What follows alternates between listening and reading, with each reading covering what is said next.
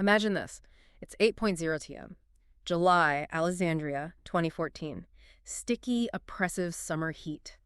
Outside this little rooftop apartment, you probably wouldn't hear a thing. Just quiet. But it's a heavy quiet, the kind that comes after years of things left unsaid. Inside, the 4 kids, they've been sent out of the room. It's just Hamada and Aya. He asks for closeness, intimacy. She refuses, grabs a knife from the kitchen. Right, but not to attack him, which is crucial here. No, she threatens herself. He manages to calm her down, gets the knife away from her, and then something just snaps. The man who spent 8 years swallowing every humiliation to keep her, he violently makes sure that if she won't be his, well, she won't be anyone's. It's horrific. When we look at cases like this, cases that are just so tangled, the real question isn't what happened. We know what happened. It's why. Why did these people let things get so monumentally broken? Exactly. To understand the murder in 2014, you really have to rewind 8 years, back to 2006, back to the moment this psychological deal was struck between them. Right. And that's our focus for this deep dive, isn't it? To get past the shock of the final act and really dig into the slow decay of dignity, of self-respect that defined this whole relationship from day one. Yeah. Because this wasn't about love finding a way. It was about, well, one person's desperate need for acceptance and another person figuring out how to use that desperation like a weapon. Total control. It's a chilling look at how far someone might go in sacrificing their own sense of self. Okay, so let's start at the beginning then. 2006, Hamada, he's 24, living in Alexandria, but he's facing this huge, huge challenge. His eyesight. It's absolutely central to everything that follows. He had severe vision problems. His left eye was heading towards complete blindness, and in his right, he could only make out shadows, basically. Wow. But despite that, physically vulnerable, more vulnerable emotionally. And then there's Aya. She's 21, described as beautiful, waiting for a husband, but she has these very specific conditions, non-negotiable apparently. Yeah, 2 main ones we know about. First, the guy absolutely could not be from her hometown, Kafr el-Sheikh. She wanted out decisively. Okay. And the second one, well, it wasn't stated out loud, but looking at who she chose, it seems pretty clear, doesn't it? She wanted someone she could manage, someone whose situation put her firmly in control. So Hamada picks her, a distant relative, someone he's literally never met. Never met, yeah. And when his family asks him why Aya, his answer is just, I love her very much. Which is, well, it begs the question, right? Yeah. How do you love someone you don't know? It sounds less like love and more like sheer desperation. Yeah. Here's Hamada facing this incredibly difficult future with his vision loss. Maybe he saw Aya less as a partner and more as, I don't know, his only chance at having a family, at not being alone. Yeah. He was kind of metaphorically blind to any red flags because her just saying yes felt like a miracle to him. And Aya's side, pure calculation, it sounds like. Absolutely. Yeah. He wasn't from Kafr el-Sheikh, check. His financial situation wasn't strong, check. His health issues. Yeah. Well, that was the key, wasn't it? She saw that vulnerability and knew she could control him.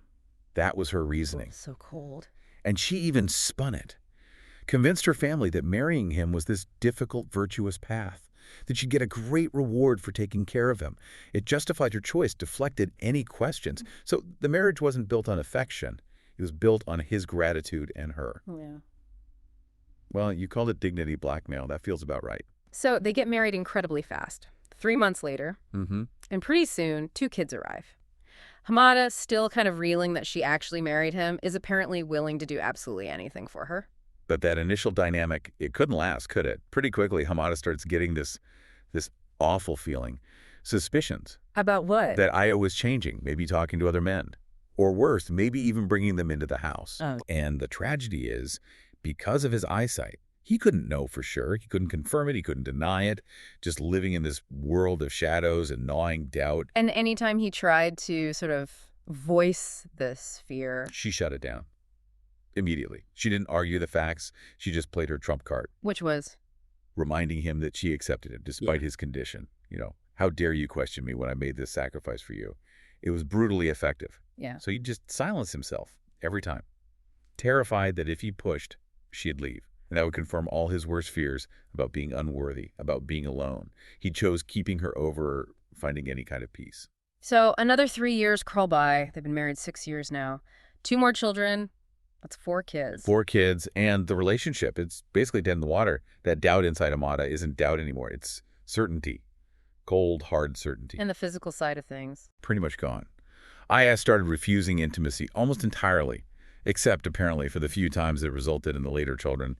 And then she kicked him out of the bedroom altogether. Kicked him out. Yeah. Said she needed quiet with the kids. So Hamada just accepted it. Started sleeping in the hall permanently, like a guest in his own home. Just passive acceptance. It's unbelievable. And this vacuum, this emotional and physical distance, it creates an opening, doesn't it? It does. For the third person in this triangle, Ahmed.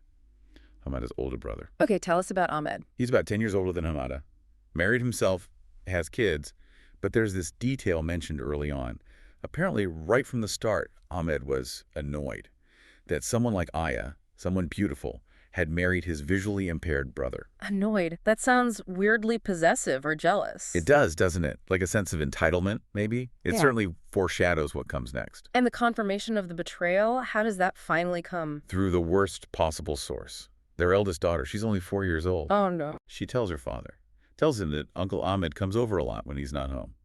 And sometimes, even when Hamada is home, sitting right there, but unable to see him. That's just sickening. So Hamada confronts Aya with what the daughter said. He does. She denies everything, naturally. But her next move is pure damage control. She tells the kids, explicitly, never to mention Uncle Ahmed's visits to their father again. Okay, so now it's undeniable. He knows. His daughter confirmed it. His wife is lying and covering it up. What does he do? This is where it just completely falls apart. He knows, he has the proof, and he does. Nothing. Nothing. He stays silent. For a full year. A whole year after confirming his wife is sleeping with his brother. In his home. Right. While he sleeps in the hall. I just can't fathom that. What possible reason could he give himself for that? Well, he apparently had 3 justifications he clung to. Yeah. 1 for the kids. 2, because he still loved Aya, whatever that meant at this point. And 3, significantly, he just didn't know how to deal with his brother. How to confront him. But the core of it. The really bizarre part was his sort of internal negotiation. He rationalized it by telling himself it was okay, it was bearable, as long as she still agreed to be intimate with him sometimes when he asked. That was his bottom line. Occasional intimacy. That was the tiny, humiliating thread he was clinging on to, just to avoid facing the reality of it all. Eventually, the situation forces a change, right? They move. Yes. Hamada decides they have to move, get away from the situation, presumably away from Ahmed. And Aya, she agrees immediately, maybe a bit too enthusiastically. Why do you see that? She jumps right in and steers him towards choosing this specific rooftop apartment. It has outdoor space for the kids, presented as her dream place. That's the real reason. The likely real reason she was so eager to move was that local gossip about her and Ahmed was starting to build. They needed a new location, maybe thought they could be more discreet. So they moved to the new flat. Does the betrayal stop? Not at all. It continues. And the daughter keeps reporting things. Even more degrading details, if you can believe it. Like Ahmed visiting while Hamada is sitting right there in the living room, blind to what's happening nearby. Aya apparently had to hide Ahmed sometimes. In the closet. Or behind a curtain. Hiding him while Hamada is in the room. Can you imagine the level of humiliation? The psychological torment of knowing that's happening right there and just sitting through it. His silence must have just emboldened them further. It's reached peak absurdity. And then it finally boils over. It does. The daughter tells Hamada, Uncle Ahmed is here right now, in the bedroom, on the bed. Okay. Hamada rushes in. He can tell someone's there. But before he can even process it, a hand comes out from under the covers and grabs his throat, tries to choke him. Choke him. Woo, Ahmed. It must have been.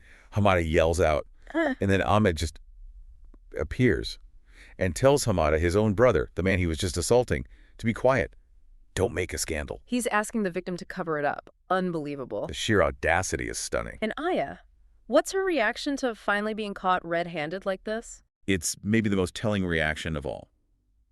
She doesn't cry, doesn't apologize, doesn't seem scared. She gets angry. Angry at Hamada. Yes. Angry that he searched after her, that he dared to confirm what was happening.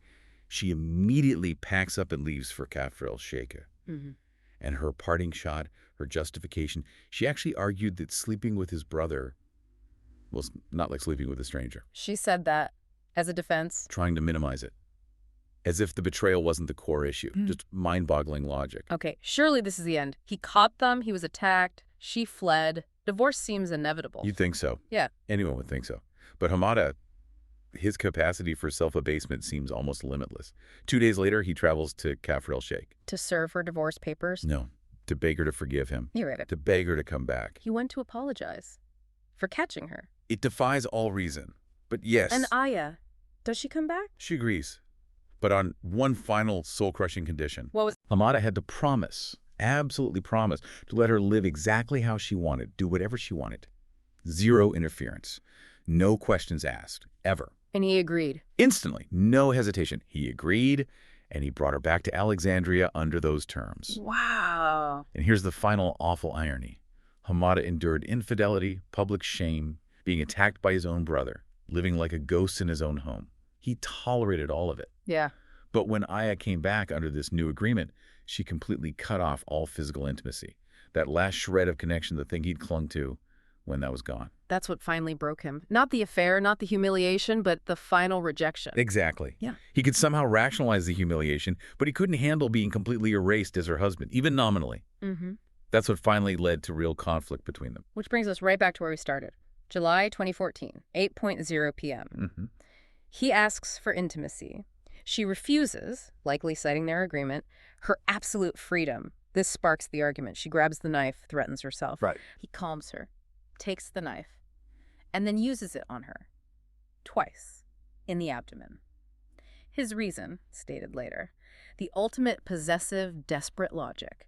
If she isn't mine, she won't be anyone else's. The culmination of 8 years of misplaced devotion and simmering resentment. The children hear the commotion. They come in. They find their mother dead on the floor, their father standing there, knife in hand. The police are called. Hamada is arrested. And when they investigated, when they questioned him, Hamada could never really explain it, not rationally. He couldn't articulate why he put up with 8 years of degradation, only to snap at that specific moment. And Ahmed. Denied everything, of course, denied the affair entirely. Just walked away. It seems so. The analysis of the material we looked at summed up Hamada's state perfectly, I thought. It said he wasn't just blind of sight. He was blind of dignity and feeling. Exactly. Utterly blind to his own worth. It's just such a mess. You look at the three of them, Hamada, Aya, Ahmed. Their choices, their actions, they just don't operate according to normal logic, do they? Not at all. Hamada, capable of sudden, brutal violence, but apparently incapable of demanding basic respect, or even just walking away. Aya, choosing this controlling, miserable life when she seemingly had other options. Ahmed, engaging in this long, calculated betrayal of his own brother. It's outside normal emotional understanding. So what's the takeaway for us listening to this? I think the core lesson here is about choices, and specifically about self-respect. It's a really stark reminder of the danger of letting fear of being alone, fear of inadequacy, fear based on a disability, allow someone else to completely diminish you. Yeah. When you let someone erode your dignity to that extent, when you sacrifice your own sense of self entirely, the consequences can be devastating long before any physical violence occurs. Hamada's loss of dignity was the tragedy, unfolding over 8 years. The murder was just the final violent punctuation mark. It really makes you think, doesn't it? That final question. If Hamada had been able to see clearly, if he could have visually confirmed the affair back when it started 6 years earlier, would he have acted differently? Or was his love, that pathological neediness and fear of abandonment, so profound that he would have remained emotionally blind to the truth anyway, letting it fester for all those years, regardless of what his eyes could tell him? That's the chilling question, isn't it? We'll never know.